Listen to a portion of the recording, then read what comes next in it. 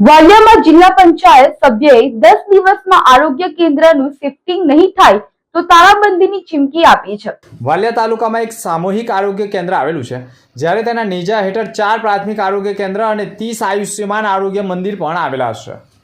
જેમાં સૌથી દયનીય હાલત વાલિયા નેત્રંગ માર્ગ ઉપર આવેલા સામૂહિક આરોગ્ય કેન્દ્રની છે।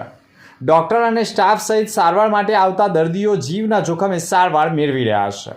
અગાઉ જર્જરિત હોસ્પિટલનો યુથ પાવર સામાજિક સંગઠન દ્વારા વિડીયો વાયરલ કરવામાં આવ્યો હતો, જે વિડીયો વાયરલ થતાં થોડા દિવસ માટે હોસ્પિટલ અને સ્થળે ખસેડવામાં આવ્યું હતું, જે બાદ જર્જરિત ઇમારત હોસ્પિટલ શિફ્ટ કરી આરોગ્યની સેવાઓ પૂરી પાડવામાં આવતી હોવાની જાણ ભરૂચ જિલ્લા પંચાયતના સભ્ય રજની વસાવા, તાલુકા પંચાયતના સભ્ય બિપિન વસાવા, યુથ પાવરના વિનય વસાવા, વિજય વસાવા, ધર્મેશ વસાવા સહિતના આગેવાનોએ વાલિયા સામૂહિક આરોગ્ય કેન્દ્રની મુલાકાત લીધી હતી, જ્યાં ડૉક્ટર, ચેમ્બર, સારવાર રૂમ, લેબ અને દર્દીઓનો વોર્ડ તેમજ ડિલિવરી વોર્ડ સહિતના ઓપરેશન થિયેટરનું રૂમ ખૂબ જ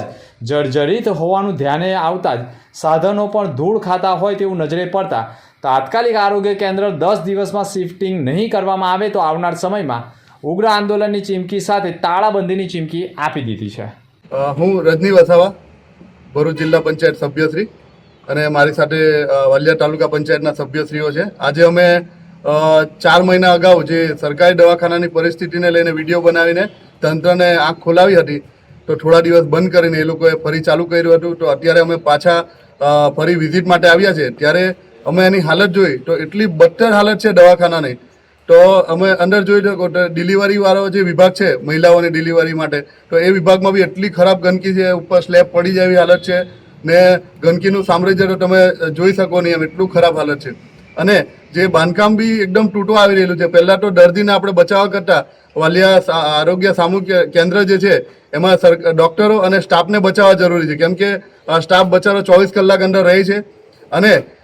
એના માથા પર એટલો સ્લેબનો પોપડા એવા તૂટવાની તૈયારીમાં, સળિયા પણ ખલાસ થઈ ગયા છે અને આની જે મર્યાદા હતી એ મર્યાદાને બી લગભગ મને લાગે તો 20-25 વર્ષ વધી ગયા છે। એટલા માટે કે આ આરોગ્ય કેન્દ્રને તાત્કાલિક ધોરણે અને બંધ કરી અને સારા જે બિલ્ડિંગ છે એમાં શિફ્ટ કરવામાં આવે। 10 તારીખ સુધી જો આને ટ્રાન્સફર કરવામાં નહીં આવે અહીંથી બંધ કરીને, તો અમે 10 તારીખે વાલિયા તાલુકા પંચાયત અને ભરૂચ જિલ્લા પંચાયતના ચૂંટાયેલા સભ્યો અમે વાલિયાના એ તમામ આવીને સરકારી દવાખાનાને તાળાબંધી કરીશું, કેમ કે તાળાબંધી કરવાનું કારણ એ કે કોઈના જીવને જોખમમાંથી અમારે બચાવવો છે।